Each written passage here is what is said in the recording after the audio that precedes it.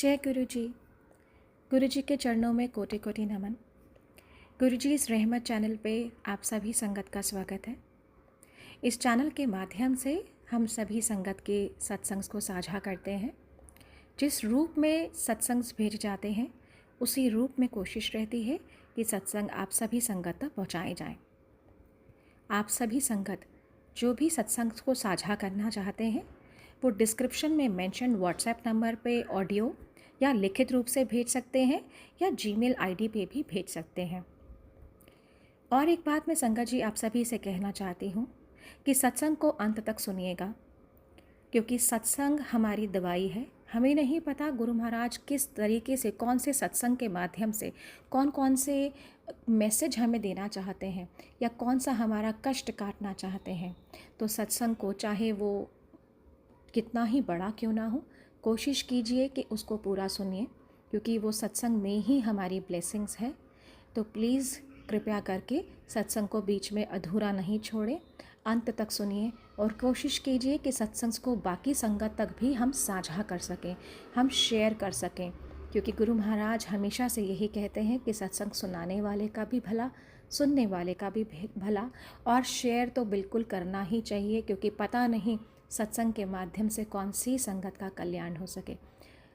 जय गुरु जी, शुक्राना गुरु जी। सब लोग जो गुरु जी को फिजिकल रूप में मिल चुके हैं जानते हैं कि गुरु जी का जन्म विलेज दुगरी, जो कि मलेरकोटला खन्ना रोड पर है। मलेरकोटला से 10 किलोमीटर है और खन्ना से 30 किलोमीटर है, पंजाब में अवस्थित है। और गुरु जी का जन्म इस गांव में माता सुरजीत कौर और पिता श्री मस्तराम जी के घर में हुआ। एक बहुत ही साधारण परिवार है जिसमें गुरु जी ने जन्म लिया और अपना जीवन बचपन इसी गांव से शुरू किया। इस गांव में उस टाइम प्राइमरी स्कूल ही होता था, तो गुरुजी प्राइमरी विद्या यहीं से हासिल की और उसके बाद मैट्रिक साथ ऑर्गेनिक विलेज पुरथला मंडेर है, उधर से गुरुजी ने मैट्रिक की और गवर्नमेंट कॉलेज मलेरकोटला से ग्रेजुएशन करके गुरुजी ने एमए इकोनॉमिक्स में पंजाबी यूनिवर्सिटी पटियाला से की। ये गुरुजी का स्टार्टिंग जैसे कहें गांव से लेकर अपनी विद्या प्राप्ति का समय है। उस टाइम गुरुजी एक साधारण स्टूडेंट की तरह ही लोगों के साथ विचरते थे। कोई ऐसी गुरुजी बनने वाली उस टाइम कोई ऐसा नहीं दिखाई देता था जैसे स्टूडेंट लाइफ में बाकी लोग विचरते हैं, पर इनका थोड़ा गुरुजी का अपना साइलेंट रहना और सीरियस नेचर रखना, वो जो जैसे होता है बचपन होता है, जवानी है, लोगों में चेंज आती रहती है, पर इनका जो स्वभाव था वो एक सादगी वाला शुरू से रहा। उसके बाद गुरुजी ने, क्योंकि घर वालों को होता है, पेरेंट्स को रहता है कि हमारे बेटे ने एमए इकोनॉमिक्स में की है, प्रोफेसर लगे कॉलेज में, कोई और अच्छी जॉब में आए, पर गुरुजी का मन जॉब करने के लिए नहीं रहा। थोड़ा बहुत कहने पर कहीं किया, पर मन उनका नहीं लगा और वो अपने साधना में ही जुट गए। पोस्ट ग्रेजुएशन के बाद गुरुजी ने काफी समय भक्ति में लगाया, जो कि एक अजही जगह जिसको उन्हें नहीं बताया कि कहाँ बैठे थे। उसके बाद एज ए गुरुजी जैसे प्रकट होना है, या गुरुजी ने अपनी संगत शुरू करना है, वो जलंधर से शुरू किया। जैसे आपने कहा कि आज का वचन है गुरु जी का, परिवार ही संगत है, तो परिवार से ही संगत जुड़ती है। परिवार जो गुरु जी ने संगत में अलग अलग लोगों को अपने साथ लिया, एक जैसे फुलवाड़ी होती है, अलग अलग फूल उसमें खिलते हैं और एक फुलवाड़ी बन जाती है, ऐसे ही गुरु जी ने अलग अलग जगह के फूल सेलेक्ट करके एक फुलवाड़ी बनाई, जिसको संगत का रूप मिला। तो एक परिवार है, गुरु जी का परिवार। जब भी किसी को पता चलता है कि गुरु जी की संगत है, जैसे गाड़ियों के पीछे लिखा है गुरु जी, उसी से लोगों को देखकर खुशी होती है, गुरु परिवार है। परिवार मीन जैसे हम घर के मेंबर हैं, ऐसे ही गुरु की संगत करने वाला एक परिवार बन जाता है। तो गुरु जी ने जलंधर से संगत शुरू की। पहले ग्रीन पार्क एरिया है जलंधर में, उधर गुरु जी बैठते, मैं उनसे उधर ही मुलाकात हुई, क्योंकि मैं गुरु जी के पीछे 6 साल पीछे पढ़ता था, जूनियर था स्कूल से लेकर यूनिवर्सिटी तक। गुरु जी हमारे आगे पढ़ते थे, हम पीछे पढ़ते थे, क्योंकि गांव से साथ है, इसलिए बचपन से ही जानते थे एक दूसरे को, पर नॉट एज ए गुरु, गुरु जी के रूप में नहीं जानते थे, ऐसे एक सीनियर स्टूडेंट के रूप में जानते थे स्टार्टिंग में। मैं भी अपना एमएससी की पीएचडी करने के बाद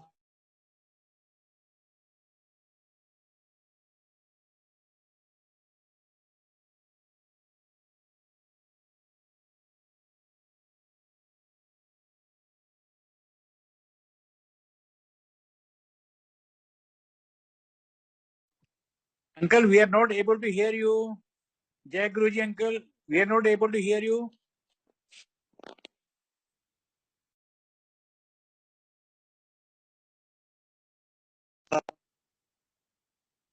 ट्रांसफर, तो हमारे दो साथी कह रहे भाई टेररिज्म है, पता नहीं वापस आएंगे या नहीं, यहाँ गुरु जी बैठते हैं, उनका आशीर्वाद लेके चलते हैं। मैं कहा ठीक है चलो चलेंगे। तो जब गुरु जी के पास एंटर किया हमने, तो गुरु जी ने मेरे को पहचान लिया, तो मैंने नहीं पहचाना गुरु जी को। तो गुरु जी एक चोले में बैठे हुए थे और मैं 10 साल के बाद उनको पहले बीच में नहीं मिल पाया। तो गुरु जी ने 1 सेकंड में, तू तो मेरे गांव का है। मैं कहा नहीं जी, मैं तो गांव वालों को सबको जानता हूँ। कहते नहीं, मेरा नाम लेके गुरु जी ने बताया, तो मैं कहा बिल्कुल सही है। फिर मेरे एकदम ध्यान में आया, कहता मैं तेरे आगे नहीं पढ़ता था, तू मेरे पीछे पढ़ता था। मैं कहा ठीक है गुरु जी, मैं तो भूल गया था इस चीज को, पर आपने याद कराया, बहुत धन्यवाद। तो उनके पास बैठे, आशीर्वाद लिया, बताया गुरु जी को। तो गुरु जी हम एक हमारे क्लियर की शादी में जा रहे हैं, तो आपका आशीर्वाद लेने आए हैं, क्योंकि वो बाबा बकाला एक उस टाइम काफी टेरेस का एरिया होता था, जिसके थ्रू हमने पास करना था। तो गुरु जी कृपा के साथ हम शादी अटेंड करके वापस आए। तो जब दूसरे दिन गुरु जी के साथ मुलाकात की, तो उसी दिन से गुरु जी से इतना प्यार हो गया कि गुरु जी दूसरे दिन ही, कितने बजे आ जाता ऑफिस से? गुरु जी मैं 5:30-6 बजे तक आ जाता हूँ। ठीक है। तो गुरु जी मैं ऑफिस से अभी आया नहीं था, 6 बजने वाले थे शाम को, तो गुरु जी पहले ही घर पहुंच गए। तो घर में लोगों से मिले, तो घर वालों को नहीं पता था। गुरु जी ने बताया मैं गुरु हूँ, तो उन्हें गुरु जी को बिठाया, अभी आने वाले ही हैं। तो मैं 10 मिनट के बीच में घर पहुंच गया।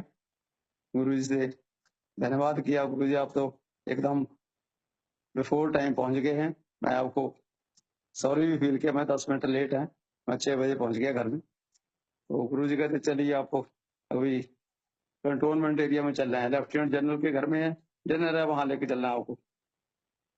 मैं ठीक है गुरु जी। तो गुरु जी के साथ हम निकल गए। वहां पहुंचे, आर्मी वाले लोगों को तो मेरे को नहीं इतना पता था पहले कि गुरु जी का पहले ही बहुत ज्यादा प्रभाव है लोगों पर और बहुत पसारा हुआ है। तो जब हम वहां पहुंचे तो पूरे आर्मी के सीनियर ऑफिसर सब इकट्ठे वहां थे और बहुत ही बढ़िया संगत में गुरुजी ने हमें उन लोगों से परिचय करवाया, सब लोगों से मिलाया कि इसको मिलो, हमारे गांव का लड़का है, हमारा क्लास फेलो है। हमेशा ही गुरुजी ने जब भी कहा तेरा क्लास फेलो है, सब लोगों से इंट्रोड्यूस करना। तो बहुत ही हम अपने आप को सौभाग्य मानते हैं कि ऐसे महापुरुष के साथ हमें जुड़ने का और बैठने का सौभाग्य प्राप्त हुआ। वहां से शुरू किया ग्रीन पार्क से। उसके बाद गुरुजी ने अपना जो मंदिर था यंत्र में उसको 300 नंबर डिफेंस कॉलोनी में शिफ्ट किया। तो हम वहीं थे उस टाइम। तो 300 नंबर डिफेंस कॉलोनी शिफ्टिंग हो गया तो उसके बाद संगत वहां शुरू हो गई। उस टाइम बहुत थोड़े लोग संगत में रहते थे और दोपहर को भी गुरु जी से मिल लेते, शाम को भी मिल लेते, सुबह भी। ऐसा नहीं था भाई शाम को ही संगत रखी है। तो गुरु जी सबको अपना आशीर्वाद देते। पहले उस संगत में गुरु जी ने ये ब्लेस करना शुरू किया तो गुरु जी के गले में एक माला होती थी। वो माला को जब जल प्रसाद देना तो गुरु जी ने उसको पानी के गिलास में जब माला डुबो देना तो उस पानी का टेस्ट ही अलग हो जाता। वो गुरु जी ने देना जल प्रसाद है। सब संगत जितनी भी थी सबको पानी का प्रसाद बन जाता, जल प्रसाद। तो जितने भी लोगों को दुख कष्ट होते हैं अलग अलग, हर एक बंदे को, हर इंसान दुखी आज की डेट में देखें तो हर एक दुखों से घिरा हुआ है और दुखी होकर ही गुरु जी के पास जाते हैं। जैसे कहा जाता है दुख में सिमरन सब करें, सुख में करे ना कोई, ये सुख में सिमरन करें तो दुख कहाँ से होए। तो जब दुख होता किसी को तो लोग आसरा ढूंढते हैं, सहारा ढूंढते हैं। तो गुरु जी सबको अपनी संगत में बिठाकर जल प्रसाद देना, उसके बाद चाय प्रसाद और लंगर प्रसाद। गुरु जी का जो कॉन्सेप्ट है वो संगत और पंगत, जो गुरु साहिबान ने दिया हुआ पहले संगत में और पंगत में बैठ के लंगर करना, उसी को गुरु जी ने आगे बढ़ाया। और गुरबाणी के सारे शब्द कीर्तन जब भी संगत शुरू होनी, शब्द कीर्तन सिलेक्टेड शब्द जो गुरु जी ने किए हुए थे वो शुरू होने। तकरीबन 1.5 घंटा बिल्कुल पिन ड्रॉप साइलेंस रहती। उस टाइम कोई भी मूवमेंट नहीं, सब लोग अपने भजन में जुड़ जाते, आंखें बंद करके बैठे हैं। 1.5 घंटे के बाद जब गुरु जी ने आंखें खोली हैं तो प्रसाद के रूप में कड़ा प्रसाद है या कोई मिठाई का प्रसाद है वो अपने हाथ से गुरु जी ने बांट रहा, पूरी संगत को अपने हाथ से बांट के प्रसाद देना। और लंगर शुरू होने, लंगर में एक थाली 4 लोगों के लिए, जहाँ बैठे हैं हम उसके बीच में ही एक चटाई बिछा देनी और उसके ऊपर 2 लोग उधर 2 लोग दूसरी साइड में अपनी साइड में बैठे, चारों लोगों को एक थाली में खाना खाना। और उसको उठाकर सेवादार ने, सेवा के लिए भी अपने वॉलंटरी सर्विस वाले लोग हमेशा रहते, मांगते रहते हमें सेवा मिले। तो वो भी गुरु जी ने अपने हिसाब से सेवा देनी है। पानी जल की सेवा है, खाना बरताने की सेवा है, जो लंगर बनाने की सेवा है वो भी अपनी मर्जी से नहीं होता, वो भी गुरु जी की इच्छा से होता था। तो जिसको सेवा मिली उसने सेवा करनी। तो उसके बाद गुरुजी ने केले केले को आशीर्वाद देकर जाओ ऐश करो, जाइए घर में। जिसको और देर बैठना होता था उसको बिठा लेते, नहीं आप बैठ जाइए और थोड़ी देर और बैठे। तो बाकी लोग जाते रहते, जाए चलिए आइए, छुट्टी हो गई तो कुछ लोगों को फिर बिठाकर फिर गुरुजी कुछ अपनी वार्ता करते रहते। जैसे कि हम देखते हैं प्रवचन चलते हैं, चाहे गुरबाणी के ऊपर बेस्ड हो या दूसरे हों, जो भी संत वहां पर हैं अलग अलग संगत करते हैं, प्रवचन करते हैं। पर गुरुजी का जो संगत का तरीका था बिल्कुल डिफरेंट है। वो कभी प्रवचन नहीं करते थे, इवन बात भी नहीं जल्दी करते थे किसी के साथ। बैठे हैं चुप सामने चेयर पर, उनका ऑरा जो था गुरुजी का, उसी से ही दृष्टि, इसको कहते दृष्टि गुरुजी की पड़ गई किसी पर तो कल्याण हो गया। कल्याण शब्द गुरुजी का बहुत कॉमन था, या ऐश कर कल्याण हो गया। ये जब भी उन्हें आशीर्वाद देना गुरुजी ने, कोई दुखी आत्मा आ गई, कुछ भी दुख लेके आ गया, चल हो गया कल्याण, लंगर खा हो गया कल्याण। तो गुरुजी ने कल्याण करके वहां से सब लोगों को भेजना। क्योंकि हम इंसान हैं, हम देखते रहते हैं कि कुछ मिले हमें, जब कुछ नहीं मिलता तो कहते हैं यहाँ तो कुछ नहीं है, पर जब मिलता है तो फिर हम मांगते हैं वाकई ये इंसान नहीं, ये भगवान है। ऐसे ही लोगों का जो आना गुरु जी के पास संगत में शुरू हुआ, तो उसमें देखते रहते, कोई कभी किसी को मेडिसिन नहीं देनी, कोई और चीज नहीं देनी, कोई धागा तबीयत ऐसे चलते रहते हैं, ऐसे कभी नहीं। गुरबाणी के साथ जुड़ो, संगत में जुड़ो, लंगर प्रसाद छको और अपने घर जाओ। ये कंसेप्ट था, पंगत में बैठना है, लंगर छकना है और अपने घर जाना है। वो जो गुरु जी का था बिल्कुल सेपरेट, बात नहीं करनी, कोई प्रवचन नहीं देना, सिर्फ उनकी जो दृष्टि पड़ जाती उसी से ही कल्याण होना। कोई भी ऐसा इम्पॉसिबल जो हम कह दें ये हो नहीं सकता, उसको वहां हमने अपने आंखों से होता देखा है। आज अगर किसी को ये प्रॉब्लम आ गई तो दूसरे दिन गुरुजी ने बता देना, ये लो खड़ा होके बता भाई पूरी संगत को कैसे, कल क्या थी प्रॉब्लम, आज कैसे सॉल्व होगी। कोई मेडिसिन नहीं दी, कोई कुछ नहीं किया, यानी इम्पॉसिबल जो भी कहते हैं हम, वो पॉसिबल होके दूसरे दिन खुद वो संगत में बताएंगे, खड़े होके बताएंगे कि ऐसे हमारे साथ ये प्रॉब्लम आई, वैसे हमें यहाँ से रिलीफ मिल गया एकदम। दूसरे दिन ही लंगर खा के गया, दूसरे दिन चेकअप हुआ तो बिल्कुल ठीक हो गए। एक चमत्कारी जैसे कह दें हम, मिरेकल टाइप रिजल्ट जो कैसे भी नहीं आ सकते, वो वहां से मिलते थे। तो 97 में, पहले 95 में गुरुजी दिल्ली गए, ग्रेटर कैलाश में मंदिर बेसमेंट में है, अभी वहां मंदिर है, छोटा मंदिर है, तो वहां गुरुजी बैठे कुछ देर। गुरुजी ने दिल्ली में शिफ्ट होने का प्लान कर रहे थे, पर 97 में गुरुजी ने दिल्ली शिफ्ट किया। पहले स्टार्टिंग में एम्पायर स्टेट में, जो कि गुड़गांव रोड पर है, उसमें छोटा मंदिर आज भी है, तो उसमें गुरुजी शिफ्ट किए। उधर संगत 97 अगस्त में शुरू हुआ। तो वहां गुरुजी कह रहे हमने इधर मंदिर बनाना है, जिसको बड़ा मंदिर जिसको हम कहते हैं, बड़े मंदिर उसी टाइम शुरू किया। बिल्कुल उजाड़ एरिया था, जहाँ कोई किसी तरह की सुविधा नहीं थी, तो रोड भी सिंगल एक रोड जाती थी, जिसमें बिल्कुल खाली, कुछ भी भीड़ भड़का, कोई गाड़ियां मोटरें कुछ इतना ऐसा नहीं था, बिल्कुल जाके आगे जंगल की तरह एरिया वो। तो वहां गुरु जी ने सेलेक्ट किया बड़े मंदिर के लिए। हम भी साथ गए, तो हमने कहा गुरु जी तो बहुत उजाड़ एरिया है, यहाँ तो आना जाना ही लोगों को बड़ा मुश्किल होगा।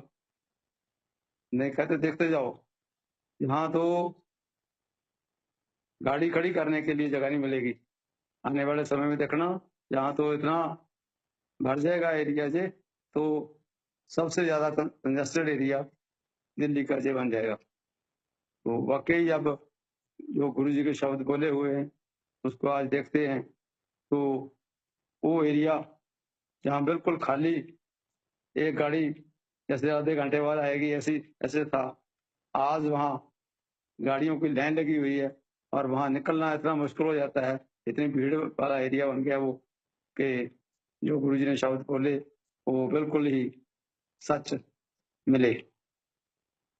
जब मंदिर बनाने लगे गुरु जी तो कंट्रीब्यूशन भी दी लोगों ने बहुत, और मंदिर का काम कंस्ट्रक्शन का चलता रहा।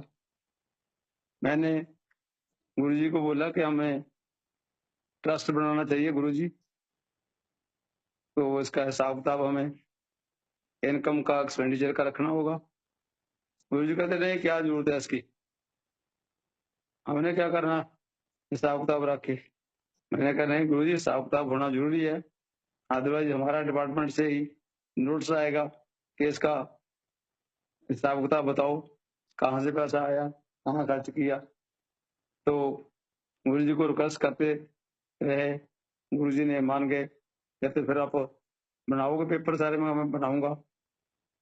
तो सारे पेपर बनाकर गुरु जी का आश्रम जो ट्रस्ट अभी चल रहा है, दिल्ली हेड ऑफिस है, गुरु जी उसके ट्रस्टी बने और गुरु जी के माता जी ट्रस्टी थे, दोनों ही ट्रस्टी बनकर वो सारा इनकम टैक्स रिटर्न वगैरह ऑडिट करना, रिटर्न फाइल करने, हर साल वो सारा काम शुरू हो गया रेगुलर। फिर उसके बाद गुरु जी को जैसे हम कहते हैं कि महापुरुष हैं, जाने जान है, तो माता जी के स्वर्गवास होने से पहले गुरु जी ने पिताजी को सेकंड ट्रस्टी बनाया।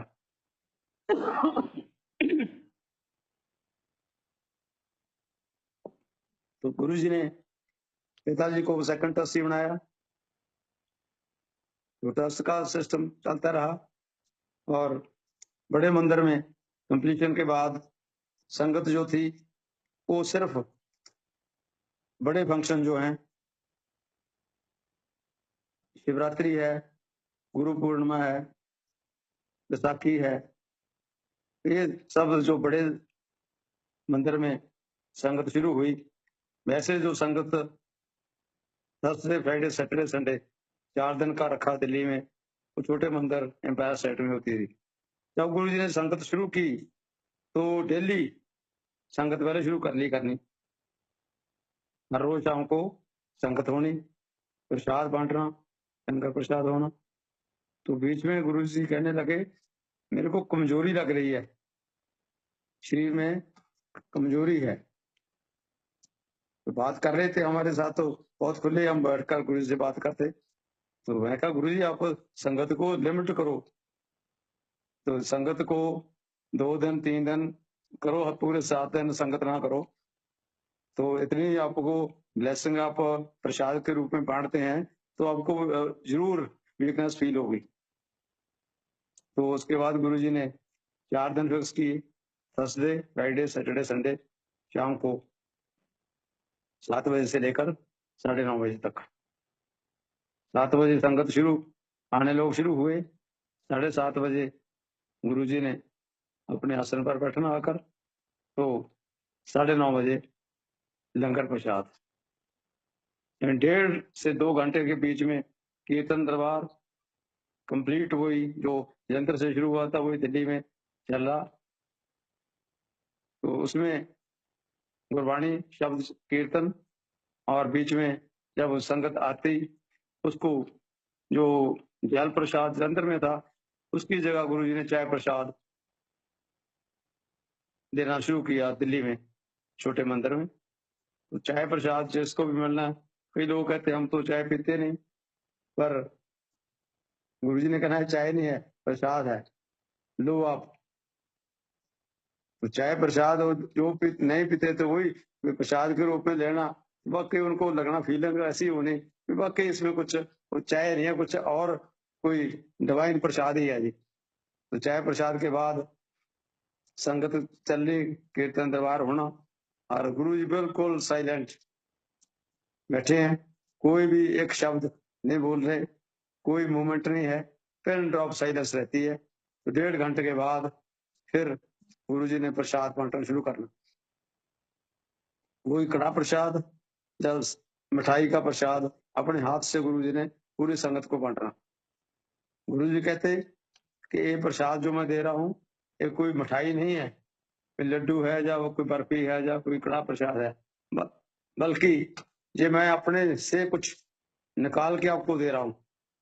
वाकई उसमें प्रसाद में इतनी शक्ति कि जो भी कोई आप सोच के आए हैं या कुछ आपकी इच्छा है, वो बिना कुछ बताए पूरी होनी। हर इंसान अपनी कोई ना कोई डिमांड्स, कोई इच्छावां लेके आता है, तो वो सारी डिमांड्स दूसरे तीसरे दिन उस बंदे ने जब आना संगत में बताना भी, ये मैं अच्छा लेके आया था जी, कल ये हो गया, दूसरे दिन ये हो गया।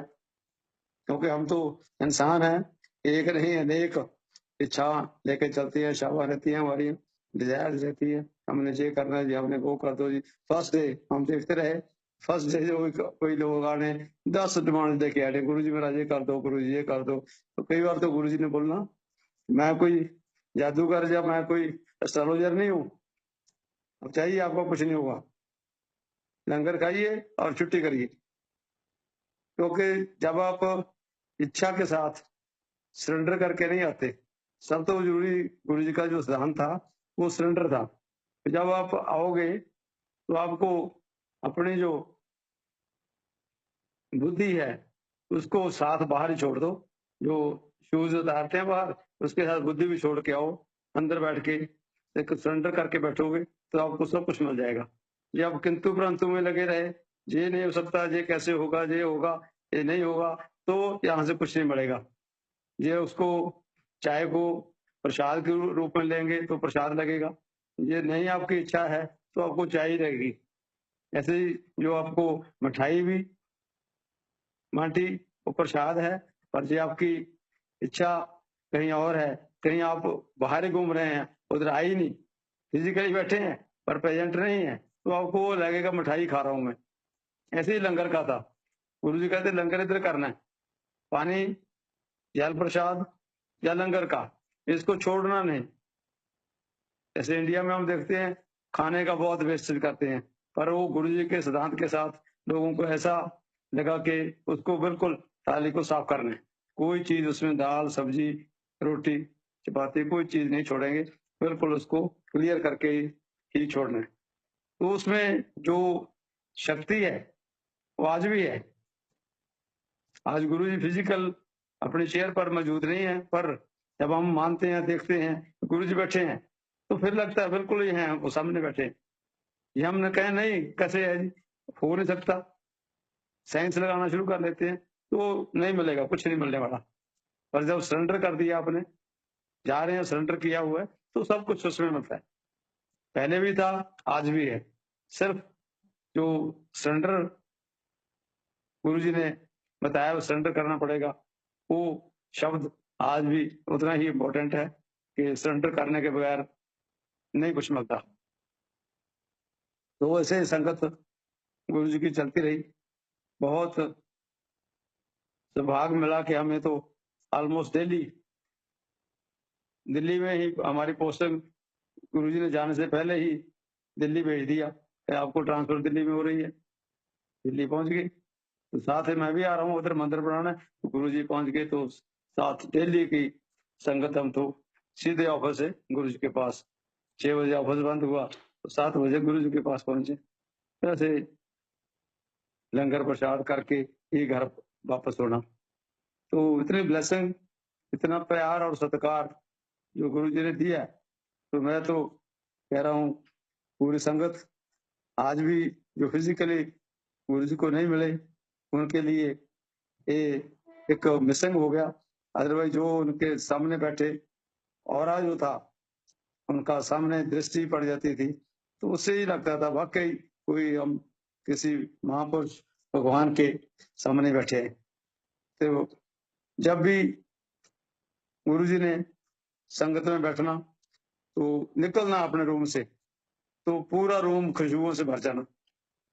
गुरु जी की बॉडी में खुशबू भरी थी, कोई भी टच कर लेता उनके हाथ को, उनके पाँव को, तो उसके अंदर से हाथ धो लो जितनी मर्जी, खुशबू नहीं निकलती। खुशबू उनके अंदर भी चढ़ जाती जो उनके साथ बैठते। इवन बिना टच किए भी हमने कई बार ये देखा कि उनको टच भी नहीं किया, सिर्फ साथ उनके पास बैठे रहे, वाइब्रेशन से ही खुशबू अंदर घुस जानी, और जब घर पहुंचना तो घर में भी खुशबू फैल जानी गुरु जी की। तो वो वाइब्रेशन ही थी, इवन विदाउट टचिंग, वाइब्रेशन के साथ ही खुशबू चढ़ जानी। तो जो जब गुरु जी बैठते अपने चेयर पर आके, तो वहां से मेरे ख्याल 500 मीटर की दूरी पर मेन रोड जहाँ गाड़ी पार्किंग होती थी, वहां से पता लग गया था। वहां गेट तक गुरु जी की खुशबू पहुंचनी, गुरु जी अपने सीट पर विराजमान है। ये जो खुशबू का है, बॉडी में खुशबू आए ना आए, ये गुरबाणी के अनुसार भी जिस महापुरुष के पास स्पिरिचुअल पावर, जिसे भगवान का रूप हम कह दें, तो उनके बॉडी से खुशबू निकलनी शुरू हो जाती है। जब भी वो उनके हर पार्ट में खुशबू भरी जाती है, टच कर ले तो खुशबू है, और बाहर निकलते हैं, इवन शूज जो गुरुजी पहनते थे उसमें भी आप आज भी देख लें उन शूज को, जैसे हमें गुरुजी ने अपने शूज दिए, एक तरह में संगत में बैठे हुए, ये ले जा तेरे घर में गुरुजी के चरण रहेंगे। तो गुरुजी ने वो जो दिए शूज हमने घर में आज भी हैं, तो कम से कम 20 साल के से ज्यादा समय हो गया होगा, आज भी उन शूज में खुशबू अवेलेबल है, जो उनकी ओरिजिनल खुशबू गुरुजी की है, आज भी उसमें मौजूद है। तो वो ऐसे ही डिवाइन प्रसाद, कई बार गुरुजी ने बैठे होना अपनी सीट पर, बैठे ऊपर से हाथ किए तो ऐसे एक बड़ा लड्डू प्रोड्यूस किया। वहां सेंट्रल गवर्नमेंट के मिनिस्टर थे दिल्ली में, तो उनके हाथ, दोनों हाथों पर लड्डू रख दिया। उनका 300-400 लोग संगत के होंगे उस दिन। वो लड्डू को, जो प्रसाद डिवाइन प्रसाद था, सबको बांटते रहे, पर फिर भी सबको दिया, उसके बावजूद भी वो लड्डू ऐसे का ऐसा बहुत उनके हाथ में बचा हुआ था, तो उनको दे दिया, अपने घर में रखो। अपने उनकी जो मिसेज थी मंत्री जी की, वो अपाहिज लेडी थी, जिसका वर्ल्ड में कोई इलाज नहीं हो सकता था। वो मंत्री जी क्योंकि नास्तिक थे, परमात्मा नहीं है, गॉड को मानना नहीं है, गॉड कहाँ है दिखाओ, प्रैक्टिकल करके दिखाओ, तो वो उनका इसमें विश्वास नहीं था। तो जब गुरुजी ने उनसे बात की, फिर देख ला तू तो मिनिस्टर है सेंट्रल गवर्नमेंट का, तो अपनी वाइफ को ले जा कहीं, अमेरिका ले जा, कनाडा ले जा, कहीं और किसी कंट्री में, तो उसको इलाज करवा ले, ठीक हो जाएगी। वो कह रहे जी हमने सब जगह देख लिया, इसका कोई इलाज नहीं है, कोई डॉक्टर इसको ठीक नहीं कर सकता। तो गुरुजी ने कहा कि अपने आप को सरेंडर कर, पहले मंत्रिमंडल आपका बाहर छोड़कर आ, अपनी जो बुद्धि है उसको बाहर छोड़कर आ, सरेंडर करके बैठ, मैं इसको कोई दवाई नहीं दूंगा, पर आप देखते रहना कि ये यहाँ लंगर इसको देना, चाय प्रसाद लंगर देगी, तो इसका सारा रोग खत्म हो जाएगा। तो हम आई विटनेस हैं हमारे देखते हुए, जब वो लेडी को 2 लेडीज और साथ लेके आती, बैठती संगत में आकर, तो इवन उसके हाथ भी ऐसे शिवरिंग थी हाथों में भी, तो पानी भी नहीं पी सकती थी, चम्मच नहीं उठा सकती थी, तो चाय प्रसाद सब, तो दूसरी लेडीज उनके साथ जो आती वो ही उनको चाय प्रसाद, जल प्रसाद और लंगर प्रसाद वो ही उनको देती। तो देखते हुए 1 महीने के बीच में वो लेडी, जो बिल्कुल ही अपाहिज, न चल सकती थी, न खड़ी हो सकती थी, न हाथ में कोई चीज पकड़ सकती थी, वो एकदम ऐसे हो गई कि 1 महीने के बाद वो खुद संगत को लंगर की सेवा करने लगी। जिसका हाथ में एक गिलास या चम्मच भी नहीं उठता था, वो रोटी हाथ में उठाकर दाल सब्जी लेकर पूरी संगत की सेवा में जुट गई। तो उसको बताया मंत्री जी को, भाई तू कह रहा है गॉड नहीं है, गॉड यही है, ये तेरे सामने देख ला, जो तू कह रहा था नहीं हो सकता वो तेरे सामने आज कैसे हुआ।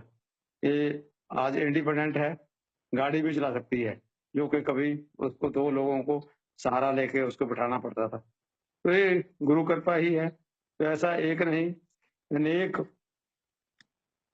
संगत देखने को मिली, क्योंकि हर रोज ही गुरुजी ने कहना देखो सुनो नई संगत आज आज कल क्या हुआ, तो दूसरा लोग खड़े होकर बोल रहे हैं।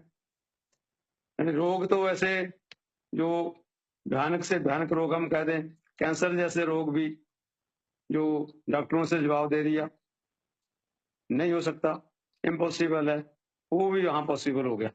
जब गुरु ने कृपा की तो वही जल प्रसाद लिया और चाय प्रसाद हुआ, लंगर प्रसाद कर ले, कल को टेस्ट करवाना। इवन एक सुप्रीम कोर्ट के जज थे जो साउथ इंडियन थे, उनको भी गले में कैंसर हुआ। वो साईं बाबा जो हैदराबाद वाले थे उनके पास गए, उन्हें बताया कि पूरी दुनिया में एक ही सेंट ऐसे हैं दिल्ली में जो तेरे इस रोग का इलाज कर सकती हैं, अदरवाइज तेरा कोई इलाज नहीं हो सकता।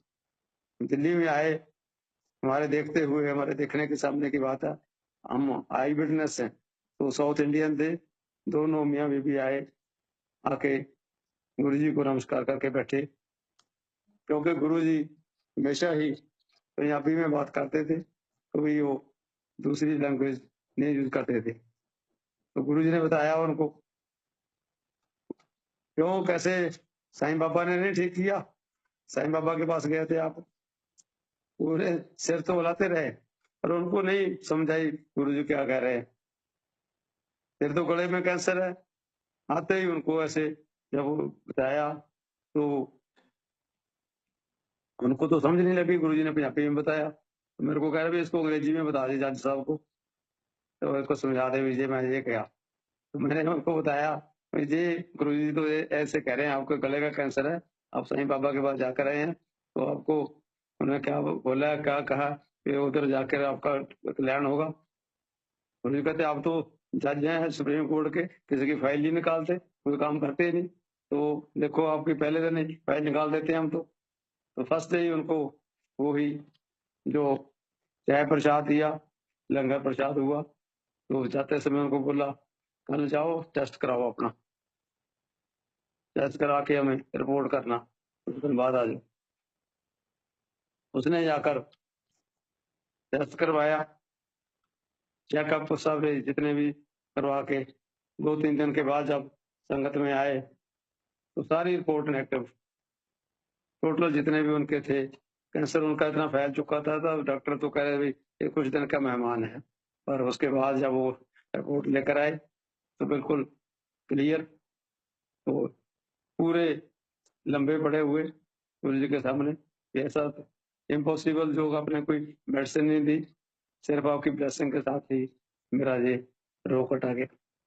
वैसे हर रोज डेली ऐसे संगत में लोग आते जो दुखों से पीड़ित, और दुख भी ऐसे जो उसके कोई इलाज ना हो। ऐसे ही मैं आपको बताता हूँ कि all India institute medical institute के डॉक्टर जो उधर गुरु जी के पास आने वाले थे, वो खुद संगत में बैठे और वो उनकी मदर वेंटिलेटर पर थी। डॉक्टर साहब कहते कि मैं खुद डॉक्टर हूं और मैंने देखा कि उनके टोटल सिस्टम फेल हो चुके हैं बॉडी के, तो जैसे मदर के साथ बेटे का मोह रहता है, तो वो कहते मैंने भी गुरुजी से रिक्वेस्ट करनी है, गुरुजी को रिक्वेस्ट की, गुरुजी मेरी मदर को आप सेव करें, बहुत सीरियस कंडीशन में है। तो गुरुजी ने कहा तो आप तो इतने बड़े डॉक्टर हैं, एम्स के डॉक्टर हैं, तो आप तो चाहो मदर को मेडिसिन दो। वो कहता जी हमारी जो मेडिसिन थी, हमारी जो साइंस थी, वो खत्म हो गई। अब आपकी जो साइंस है वहां से शुरू होती है। डॉक्टर हमेशा ये कहते हैं गुरुजी जहाँ हमारी साइंस खत्म हो जाती है, हमारी बुद्धि खत्म हो जाती है, उसके बाद आपकी शुरू होती है। तो गुरुजी ने जब डॉक्टर साहब अपने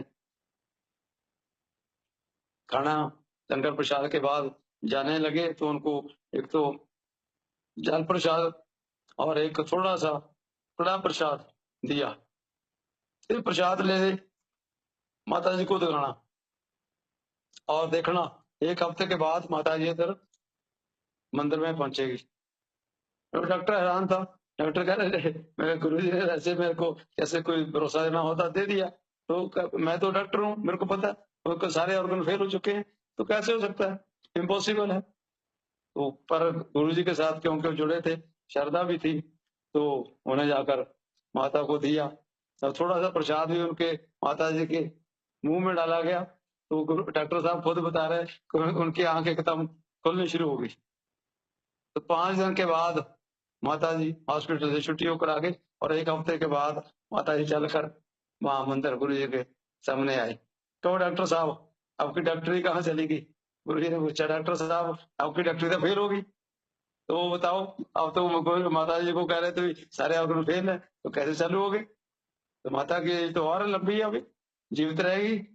तो माता वो अपने संगत में अपने आप ही आना शुरू हो गया। माता जी का तो बड़ी संगत अटेंड करनी, लोगों को बताना। ऐसे था मैं तो कैसे ऊपर पहुंची हुई थी एक तरह की, मेरे को पता भी नहीं था हॉस्पिटल में कि क्या हो रहा है। तो गुरु जी ने देखकर नया जन्म दिया। ऐसे ही गुरु जी का जब मन करना, इतने गुरु जी के स्वरूप लगे हुए छोटे मंदिर में,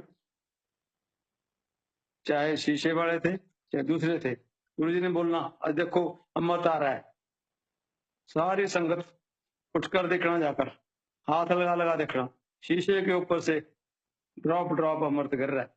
सब लोग चेक करते संगत में बैठे हुए। तो आज भी वो जैसे गुरु कृपा होती है, कई लोगों को रहता है नहीं जी कैसे हो जाएगा, आपने देखा है? मैं कहा आपने एक बार ही नहीं अनेक बार देखा है। जब उनका गुरु जी का मन होना, जब उन्हें देखना चलो देखो भाई आज संगत सारी उठ के देखो, सब स्वरूप में गुरु जी का अमृत बह रहा है। आज भी है, पहले भी उस टाइम था। उस टाइम क्योंकि गुरु जी बैठे थे चेयर पर, सामने दिखा देते, लोग उठ के देखते। आज वही आ जाता है कि आपकी श्रद्धा कितनी है। ये आपने सरेंडर किया है, श्रद्धा के साथ संगत अटेंड कर रहे हैं, श्रद्धा के साथ घर में भी संगत करते हैं, तो गुरु जी आपको सुगंध गुरु जी की जो खुशबू है वो आज भी है। जब गुरु जी ने आना एंट्री करना, जैसे मैंने पहले भी बताया कि जब गुरु जी रूम से निकल के सीट ग्रहण करते तो उस टाइम खुशबू फैल जाती। आज भी जब हम संगत करते हैं, गुरु जी का स्वरूप लेके आते हैं घर में संगत के लिए, तो खुशबू साथ शुरू हो जाती है। जब टाइम के साथ हम संगत शुरू करते हैं तो गुरु जी की खुशबू से ही ये पता चल जाता है कि गुरु जी ने अपनी सीट ग्रहण कर ली है, गुरु जी पहुंच गए हैं। वही जो श्रद्धा के साथ चाय प्रसाद, लंगर प्रसाद और आरती गुरु जी की, हम तो और भी सौभाग्य हमें मिला कि गुरु जी जब फिजिकल रूप में बैठे बड़े मंदिर में बड़े फंक्शन में, हमें उस टाइम आरती उनके सामने करने का भी अवसर प्राप्त हुआ। हमेशा ही गुरु जी ने साथ बैठने का, यहाँ बैठ इधर बैठ, तेरी ड्यूटी इधर है, जब तक मैं नहीं कहता उठना नहीं। तो वही पूरा पूरा दिन पूरा जितने संगत चलती गुरु जी के साथ ही बैठते। ये बहुत ही मेरे ख्याल सौभाग्य के बगैर नहीं, क्योंकि बिन भागी सतसंग न लभै, बिन संगत महल प्रीजे जियो। गुरबाणी का महावाक्य है कि संगत भाग्य के बगैर नहीं मिलती। हमारा अच्छा भाग्य है, अच्छा कर्म किया हुआ है तो संगत में जा सकते हैं, अदरवाइज हम संगत से दूर रहते हैं।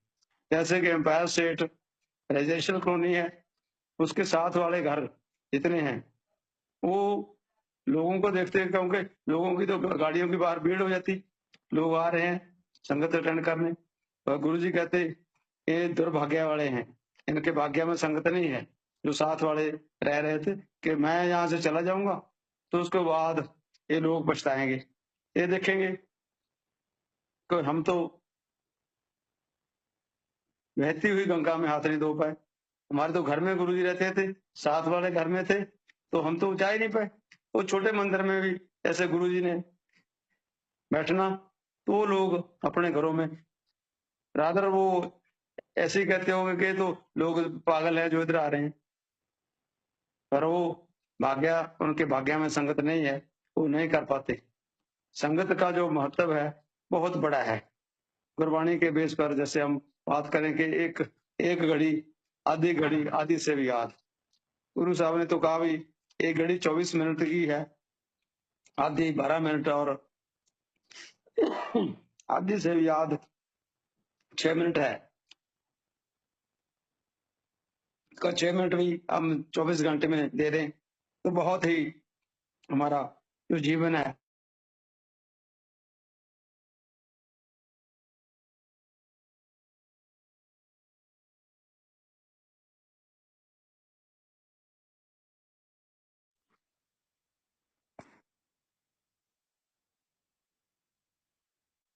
Uncle, you are not audible. वो गुरु जी का खुद ही गुरु जी कहते जब आप बैठते हैं तो गुरु महिमा करते हैं तो संगत बन जाती है। जैसे घर में भी हम बैठे हैं, घर में गुरु जी के चर्चा करते हैं, गुरु जी के गुणगान करते हैं, तो संगत है। तो एक घड़ी की संगत जो है वो 100 साल भक्ति करने से ज्यादा पावरफुल है।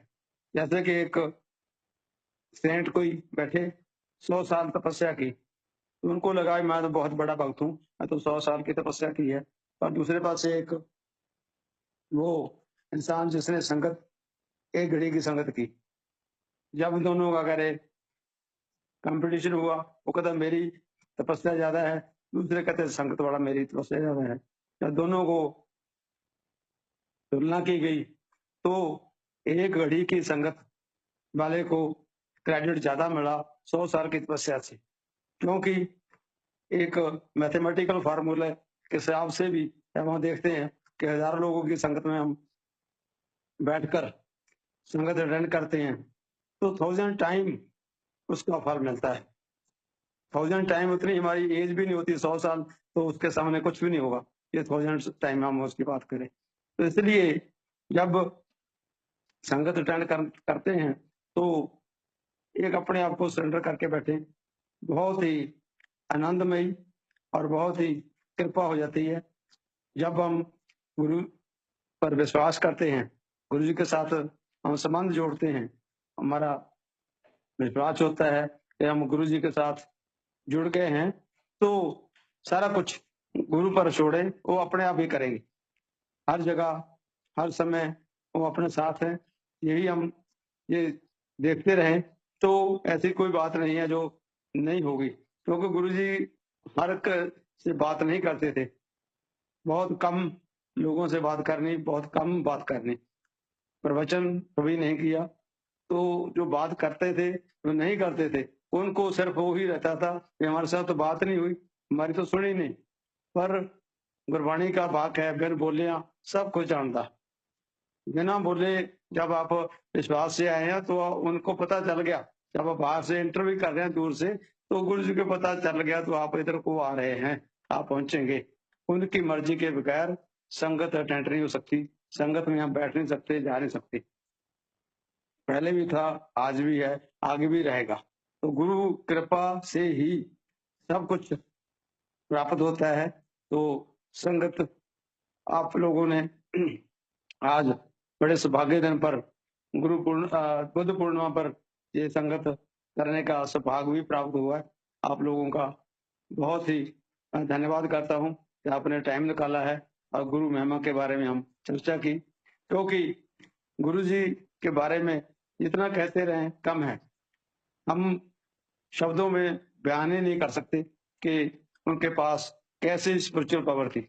बहुत ही सदियों के बाद ऐसे महापुरुष इस धरती पर लोगों का कल्याण करने आते हैं, तो बहुत रेयर होता है और आज भी बड़े मंदिर में गुरुजी खुद क्या करते थे कि बड़े मंदिर में जो एंटर कर जाएगा, जो इच्छा लेकर आएगा, जो उसका दुख तकलीफ होगा, वो खत्म होगा, दूर होगा और उसकी इच्छा पूर्ण होगी। आज भी वो हो रहा है। और जैसे गुरुजी ने बताया था कि जहाँ तो गाड़ी पार्क करने के लिए जगह नहीं होगी, वो आज हम देखते हैं जिस दिन बड़े फंक्शन होते हैं तो सब जगह कम से कम 5-6 किलोमीटर पहले से ही पार्किंग शुरू हो जाती है। उस एरिये में सब जगह पार्किंग होती है। गाड़ियों को खड़ी करने के लिए भी वो जगह नहीं होती। आज उस मंदिर में इतनी शक्ति है, चार्जिंग है।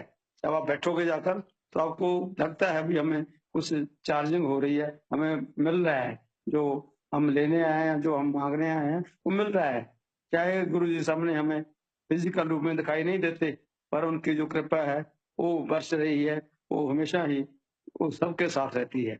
सबका भला कभी भी किसी के साथ वो गुरुजी ने हमने देखा कि कभी भी गुस्से के साथ किसी को नहीं बात की।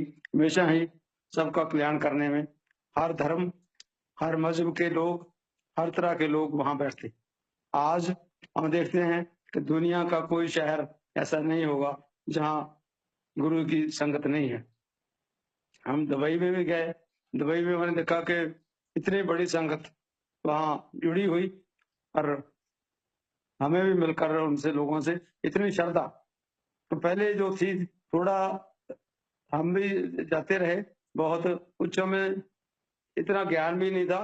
गुरुजी के साथ हम कैसे भी बात भी कर लेते हर तरह की। तो गुरुजी हमें थोड़ी लीवरेज दे देते कि हमारे क्लास फेलो हैं, तो हमें भी लगता गुरुजी तो हमारे क्लास फेलो हैं, तो हम भी उनसे खुल के बात कर लेते। पर बाद में हम जब वो गुरुजी हमारे बीच फिज़िकली नहीं है, तो हमें लगा कि हम तो वो जो गुरुजी के साथ बात करते थे, वो नहीं हमें ऐसी नहीं करनी चाहिए क्योंकि महापुरुष हैं। हमें इंसान होने के होते हुए हम इस चीज़ को नहीं समझ पाते, पर वो वाक़ई जब हम कहते हैं, तो भगवान का रूप ही हैं। महापुरुष तो ऐसे हैं, तो जो भी शब्द बोलते हैं, वो शब्द में पूर्ण है, सत्य है। तो ऐसे शब्द जो उनका निकाला हुआ कोई भी शब्द, वो ऐसा नहीं होगा, ऐसे ही बोल दिया तो नहीं होगा। जो शब्द भी बोल दिया, किसी को बोल दिया, तो पूर्ण हुआ। तो सब लोगों का बहुत-बहुत धन्यवाद। जय गुरु जी। सभी संगत को बहुत-बहुत नमस्कार, प्रणाम, धन्यवाद। बहुत ही प्यारा सत्संग अभी हमने सभी ने सुना और ये जगतार अंकल की आवाज़ हमने सुनी है, जो कि गुरुजी के क्लास फेलो रह चुके हैं। अक्सर हमने संगत ने बहुत सी पुरानी संगत के सत्संग सुने हैं जो गुरु महाराज के फ्रेंड रह चुके हैं, लेकिन ये थे जगतार अंकल जो कि गुरुजी के स्कूल में पढ़ते थे, गुरुजी की क्लास में पढ़ते थे। और मुझे उम्मीद है आज का सत्संग आप सभी संगत को अच्छा लगा होगा, क्योंकि कहीं ना कहीं अंकल ने हमारा बहुत मार्गदर्शन भी किया है। कुछ ऐसी बातें हमें पता लगी गुरु महाराज की जो शायद अभी तक अनसुनी थीं। इसी के साथ संगत जी आप सभी से कहना चाहूँगी कि कृपया गुरु महाराज के दिखाए हुए रास्ते पर ही चलिए, अंधविश्वासों से दूर रहिए। गुरु जी ने कभी नहीं कहा कि आप पंडित के पास जाएं या आप टैरो कराएं या आप कभी पास्ट रिग्रेशन में जाएं। आजकल बहुत सारे यूट्यूब पे सत्संग आ रहे हैं जिसमें गुरुजी के बारे में टाइटल्स में भी लिखा जाता है कि तुम ये उपाय कर लो, 2 चीज़ें यहाँ रख दो, ये भोग लगा दो। गुरुजी ने कभी भी हमें इस तरह का उपदेश नहीं दिया। गुरुजी हमेशा इन बातों से दूर रहे और कभी गुरुजी पहली बात तो बोलते ही बहुत कम थे। तो एज़ अ संगत मैं आप सभी से रिक्वेस्ट करना चाहूँगी कि इन देखी दिखाई या सुनी सुनाई बातों पर विश्वास मत कीजिए। जितना हो सके वहमों से दूर रहिए। गुरु महाराज बहुत ही प्रैक्टिकल हैं। कभी उन्होंने हमें ये नहीं कहा कि तुम ये प्रसाद का भोग लगा दो या तुम इस मंदिर चले जाओ। नहीं, कभी नहीं। आप संगत जी अपना कनेक्शन गुरु महाराज से बनाइए। इन बातों से बहुत दूर रहिए, क्योंकि वो बहुत सब कुछ प्रैक्टिकल हमें करके दिखाते हैं गुरुजी। सिर्फ़ और सिर्फ अपना कनेक्शन गुरु महाराज से बनाइए।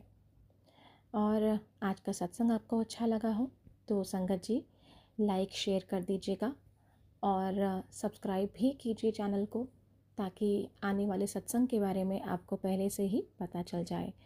इसी के साथ मैं अपनी वाणी को यहीं विराम देती हूँ। ओम नमः शिवाय। शिव जी सदा सहाय। ओम नमः शिवाय। गुरु जी सदा सहाय। जय गुरु जी।